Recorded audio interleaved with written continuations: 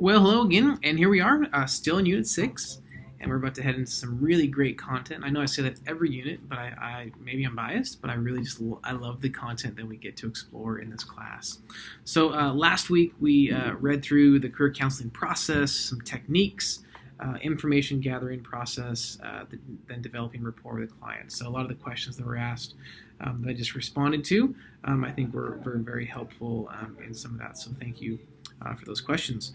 We're up for another great and exciting unit of reading. We'll be in Anderson and Van He, chapters 10 and 11, and then Liptak, chapter 6. All right, so here we are, Unit 6, Testing, Assessment, and Career Counseling, Managing Career Information and Technology, and then Self and World of Work Assessments, okay? So in this discussion here, I want us to look at a couple of different things, okay? We're going to look at kind of this online world. We're going to talk about assessments, but here's what we're talking about, okay? So, and this I think is really important and something that needs some attention given to, okay? So here's the question. What does a career counselor have to offer in regard to career assessment, interpretation, and feedback? How does this differ from that of online career assessments? Just because tests or assessments, it should really say, can be administered online, should they be? When or can computer-based interpretations appropriate or inappropriate? Okay, and this is a really important question. Okay, let me give you an example. A client that I'm working with,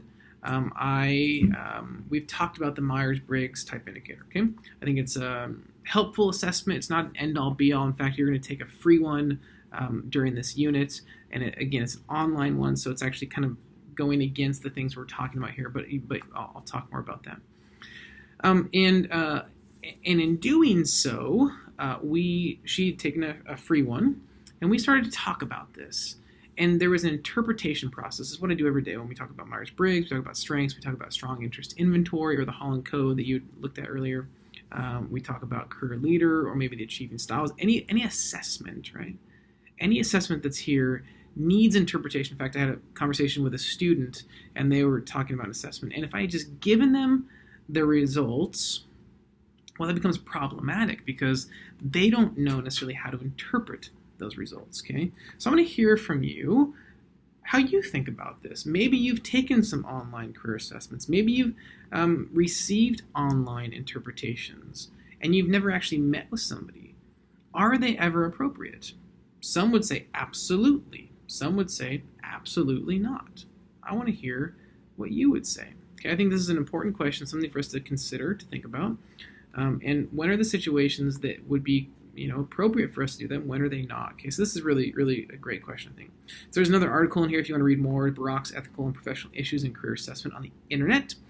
And then two of the more commonly used assessments in career counseling are the Myers-Briggs Type Indicator and the Strong Interest Inventory. So these are both known as either the MBTI and the SII. Okay, so CPP, which I should actually update, that they just changed in the middle of this class to the Myers-Briggs Company, I believe, regularly provides worthwhile webinars that are typically free. And here is one that I give you a link. You don't have to listen to. It's an hour and a half. It may not be the best use of your time. But they talk about the combination of the MBTI and the SII in career counseling.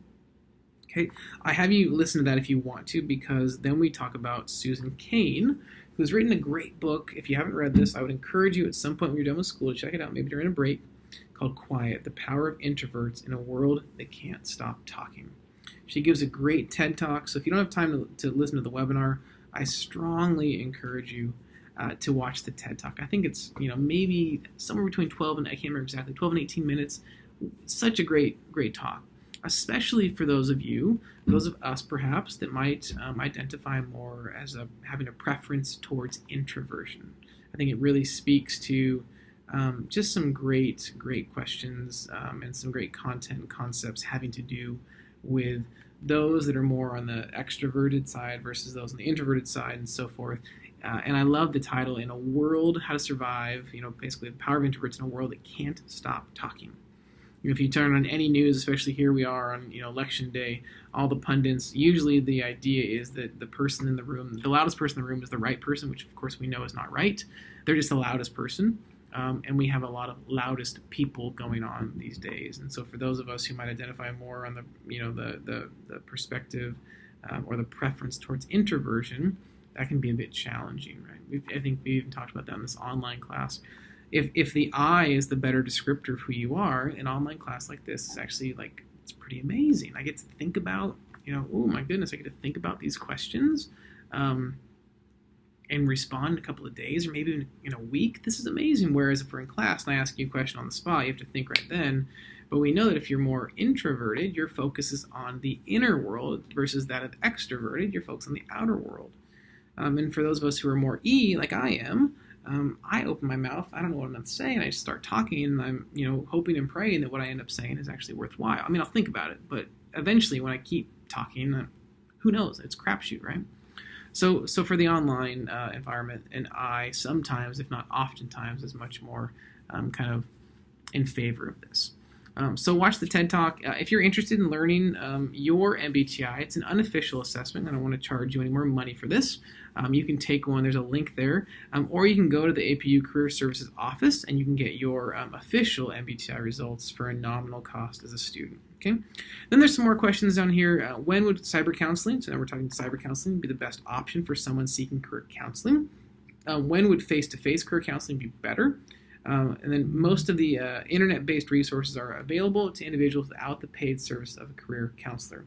Why do you think that only when a career counseling relationship begins do individuals start to make use of the online resources? Okay, so just kind of talk through that, dig through that, maybe give a response to the talk that Susan Cain has given, anything that comes to mind. Again, this is more and more, these are our realities that we're looking at. When it comes to career counseling, I'm here on the furthest most east side of Los Angeles County, in Claremont, and so we are challenged to get students or even employees or otherwise from the more west side of Los Angeles because the traffic is so terrible, the time that it takes to get here. One of the nice things with the LPCC licensure is it does allow you to do counseling across state borders more easily, and you'd have to check on this, but probably is going to allow you, I would think, maybe some more opportunities to operate under your LPCC licensure, doing some sort of a cyber or telecounseling. Again, checking state by state what you're looking at doing. But in career counseling, because there is no kind of overarching licensing board, at least at this point, you have the opportunity to do that. So a lot of the work that I do is with people from all over the nation. I'll write resumes for people that are in Ohio or Texas or things of that nature. Do career coaching on the phone. And so, again, wanting to be careful how you delineate out what license you're working with. Are you offering solely career development, career counseling, or are you offering, other things? But these are reality, especially if you move into things that are more automated. There's certain jobs that I don't think we can ever entirely source out to artificial intelligence, but then there are some that can be. And I think while I'm not a proponent of AI in the career space, there are realities, that there are assessments out there. And so we need to wrestle through what is our relationship with online assessments? What is our relationship with cyber counseling? What is our relationship with telecounseling, right? How do those things work in the space of career development, realizing that this is very different from the rest of the traditional work that you may be doing? So think about those questions. I think they'll provide for some great kind of fodder for thought and perhaps even conversation. Again, as we kind of just wrestle through this content, remember that you'll also be finishing up your vocation and calling book if you haven't already, and then the paper is due at the end of this unit. Okay, so it's due on the 18th of November by midnight. I posted a video about the assignment itself last week with some more details. Hopefully you got a chance to view that. If not, go back and watch that in the assignment section. If you have any questions, feel free to let me know. I'm happy to answer questions for you. I would just encourage you to ask questions early rather than waiting until the very last minute. You have 2 weeks, okay, 2 more weeks. Read through the assignment in the syllabus multiple times, please, and then proofread your paper 4 or 5 times. And don't take this assignment lightly. I have a feeling if you take it seriously, this could be a really powerful assignment for you to complete. And I'd love to get some great papers from you. So have fun with it. Make the most of it. and really, really please do take it seriously, okay? You'll also be doing, of course, the discussion for Unit 6. There's case study number 8, and then LibTAC 321 response number 5. And at the end of this unit, we have a whole break off, or a whole week off for Thanksgiving break. All right. So again, I've not heard from a lot of you. I'm assuming, again, I hope I'm not, you know what they say about assuming, but I hope that's not true of me, that everything was good. Your insights have been great. Even when I'm seeing you chime in and talking with each other in the class, it's been fantastic. Your questions are wonderful. Again, this course is not something that should be completely disruptive to life, right? It's not the most challenging class, the most challenging content, but I hope it's thought-provoking. I hope it's helpful. I hope it's insightful. I hope it's kind of changing the way you think about things, and I hope that you could say it's affecting you personally. There's a personal impact this is having on you as you read through and think about career development, especially as you consider what does your future look like, right? So keep up the great work. If I can help in any way, please let me know. I'm here to support you. I'm just really encouraged by the work I'm seeing. I'm enjoying getting to read and think about and understand and kind of gain insights into who you are and how you think. It's really just a joy, and I love seeing students interact in this environment. I love to help kind of expose you to different and new ideas that you may have never been exposed to otherwise. And I love hearing stories down the road. I hear them somewhat often. I wish I could hear more of them about how this content has helped to inform the rest of the work that you do.